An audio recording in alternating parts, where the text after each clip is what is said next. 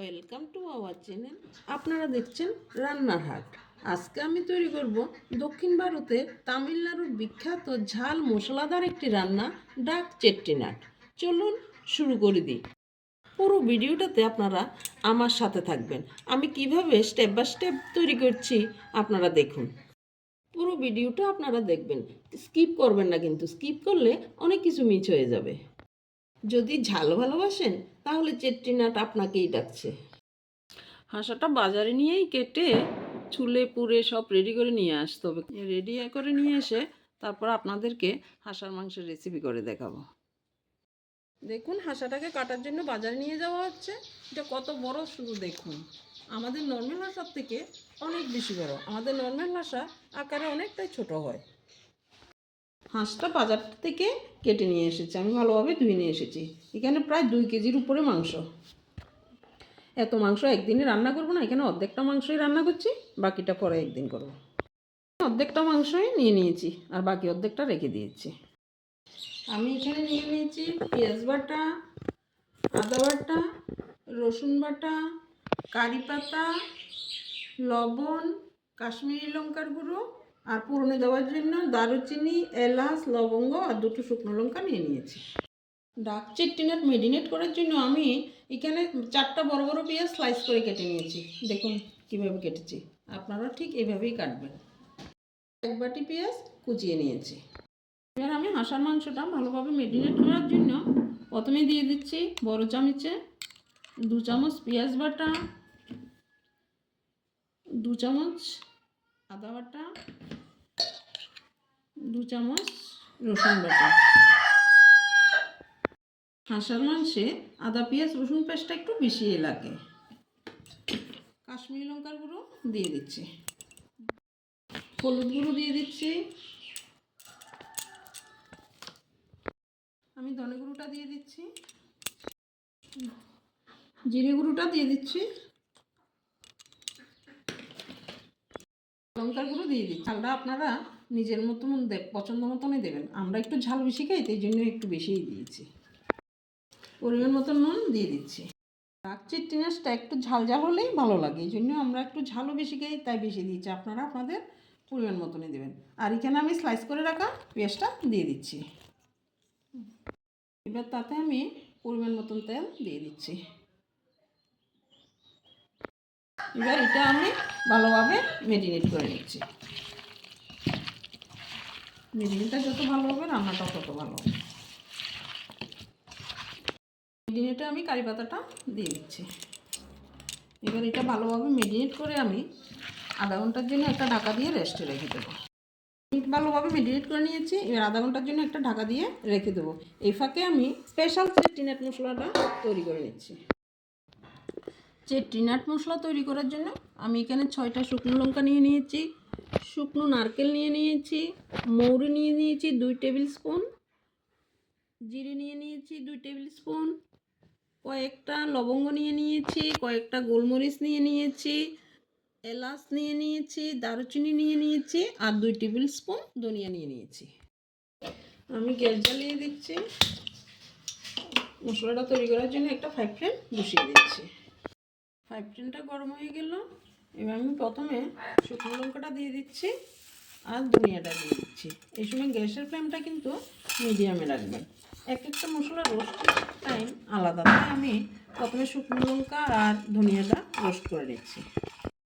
এবার আমি একে একে সবগুলি মশলা দিয়ে দিচ্ছি। দারুচিনি দিয়ে দিচ্ছি, এলাচ দিয়ে দিচ্ছি, লবঙ্গ দিয়ে দিচ্ছি, গোলমরিচ দিয়ে দিচ্ছি, জিরে দিয়ে দিচ্ছি, মৌরি দিয়ে দিচ্ছি। নারকেলটা আমি পরেই রোস্ট করছি। এই সময় কিন্তু গ্যাসের ফ্লেমটা মিডিয়ামে রাখে রোস্টটা ভালোভাবে করবেন। গ্যাসের ফ্লেমটা যদি বাড়ানো থাকে তাহলে রোস্টটা ভালোভাবে হবে না, কিন্তু ওই সেন্টটাও পাওয়া যাবে না। মশলাটা রোস্ট হয়ে গেল। এবার এটা আমি মিক্সার জারে নিয়ে নিচ্ছি। মা, রোস্টেড মশলা কি সেন্ট বের হয়েছে মা! রোস্টেড মশলা দিলেই রান্নাটা খুব সুন্দর স্মেল আসবে। এবার আমি নারকেলটা রোস্ট করে নিচ্ছি। নারকেলটা রোস্ট হয়ে গেল। এবার এটা আমি মিক্সার জারে দিয়ে দিচ্ছি। মশলাটা আমি মিক্সচার করে নিচ্ছি। দেখুন মশলাটা কি সুন্দর রোস্ট হয়েছে। এবার এটা একটা বাটিতে আমি ঢেলে নিচ্ছি। আমি গ্যাস জ্বালিয়ে দিয়েছি, একটা কড়াই বসিয়ে দিচ্ছি। কড়াই গরম হয়ে গেল, এবার তাতে আমি পরিমাণ মতো সরিষার তেল দিয়ে দিচ্ছি।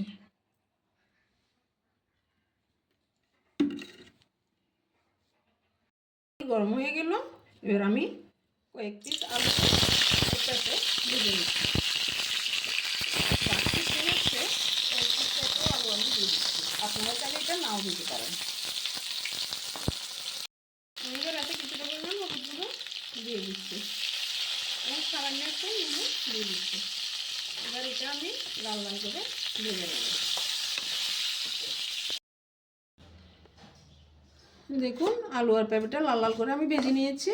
এবার একটা বাটিতে আমি উঠিয়ে নিচ্ছি। আমি একটা বাটিতে আলু আর পেঁপেগুলি উঠিয়ে নিয়েছি। আমি উনুন ধরিয়ে দিয়েছি, এবার তাতে একটা কড়াই বসিয়ে দিচ্ছি। কড়াই গরম হয়ে গেল, এবার তাতে আমি পরিমাণ মতন তেল দিয়ে দিচ্ছি। হাঁসের মাংস তো তাই খুব বেশি তেলের দরকারও না, হাঁসা তো অনেক তেল হয়েছে, ভালো করেই জ্বলছে। দেখুন তেল গরম হয়ে গেল, এবার আমি ফোড়নে শুকনো লঙ্কা দিয়ে দিচ্ছি, তেজপাতা দিয়ে দিচ্ছি, দারুচিনি, এলাচ, লবঙ্গ, গোলমরিচ দিয়ে দিচ্ছি ফোড়নে। এবার এগুলো আমি ভালোভাবে ভেজে নেব যাতে করে ফোড়নের সুগন্ধ বের হয়ে যায়। ফোড়নের সুগন্ধ বের হয়ে গেল, এবার তাতে আমি এক বাটি কুচানো পেঁয়াজ দিয়ে দিচ্ছি। এবার পেঁয়াজটাকে আমি লাল লাল করে ভেজে নেব, একটু সময় নিয়ে লাল লাল করে ভেজে নেব। আর আপনারা তাড়াতাড়ি করে লাল করতে ইচ্ছে হলে তাহলে একটু হালকা চিনি দিয়ে দেবেন, তাহলে লাল হয়ে যাবে। দেখুন পেঁয়াজটা লাল লাল করে ভাজা হয়ে গেল। এই অবস্থাতে আমি বড় চামচে 1 চামচ পেঁয়াজ বাটা দিয়ে দিচ্ছি আর হাফ দিয়ে দিচ্ছি। 1 চামচ আদা বাটা দিয়ে দিচ্ছি, 1 চামচ রসুন বাটা দিয়ে দিচ্ছি। এবার এগুলো আমি ভালোভাবে কষিয়ে নেব যাতে করে আদা, পেঁয়াজ, রসুনের কাঁচা গন্ধ চলে যায়। আদা, পেঁয়াজ, রসুনের কাঁচা গন্ধ চলে গেলে একটু ভালোভাবে কষানো হয়ে গেলে আমি এখানে 2টো টমেটো টুকরো করে কেটে নিয়েছি, এবার টমেটোটা দিয়ে দিচ্ছি।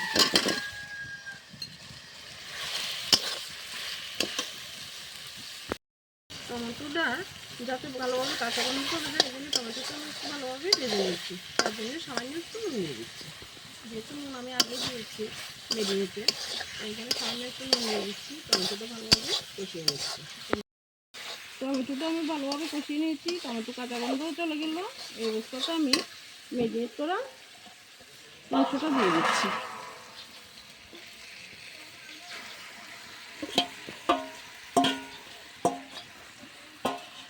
মাংসটা আমি ভালোভাবে সব মশলার সাথে মিশিয়ে নিচ্ছি।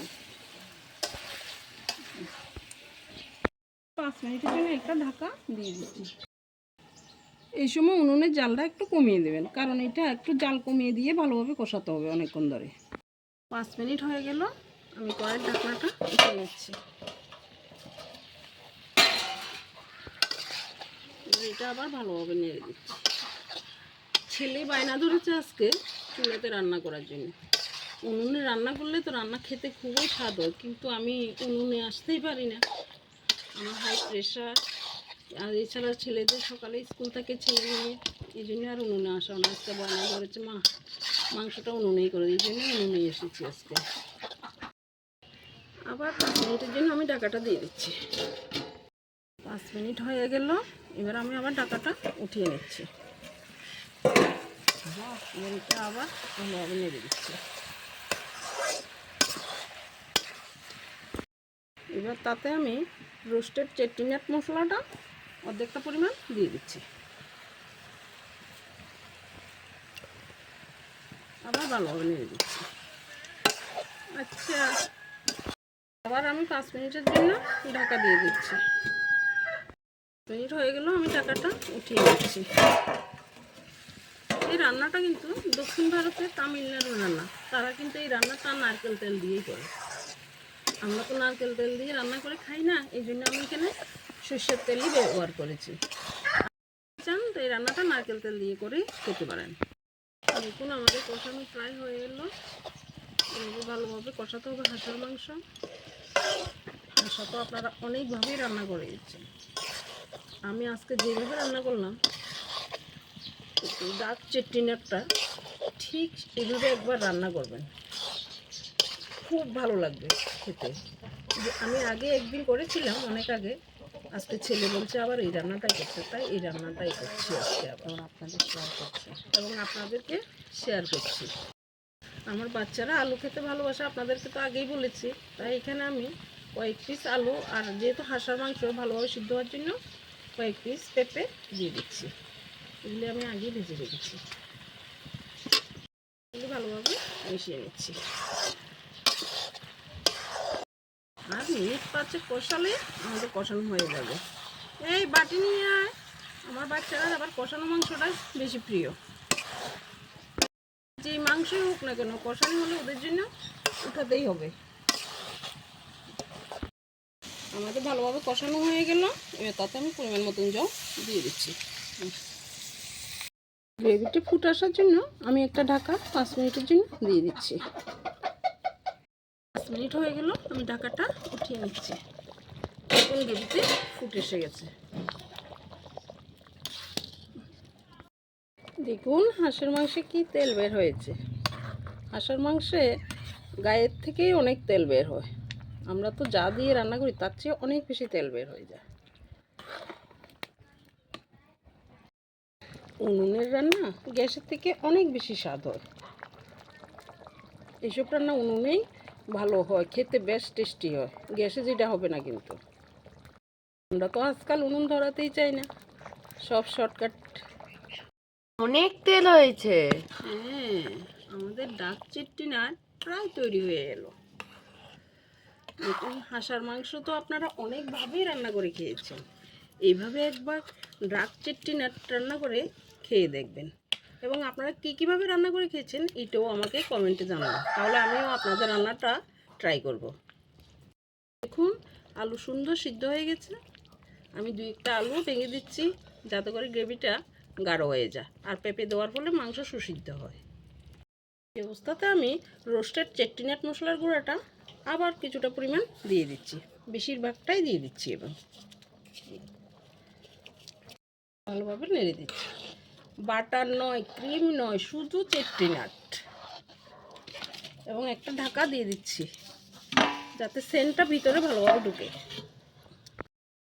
আমার ঠাকুমা বলতেন শীতে হাঁসের মাংস খেলে নাকি ঠান্ডাটা কম লাগে শরীরে, তাই বাচ্চাদেরকেও শীতে একটু হাঁসের মাংস খাওয়ানো খুবই দরকার। তাই শীত যাওয়ার আগে আগে একবার ডাক চেট্টিনাট তৈরি করে বাড়ির সবাই মিলে গরম গরম ভাত, রুটি বা পরোটার সাথে খেয়ে মজা নেবেন। এই ভিডিওটা আপনারা আপনাদের প্রিয়জনদের কাছে শেয়ার করে দেবেন যাতে করে সবাই ডাক চেট্টিনাটের স্বাদ পেতে পারে। এমন নতুন নতুন ধামাকাদার ভিডিও আরও আসতে চলেছে, চ্যানেলটাকে অবশ্যই সাবস্ক্রাইব করে রাখুন।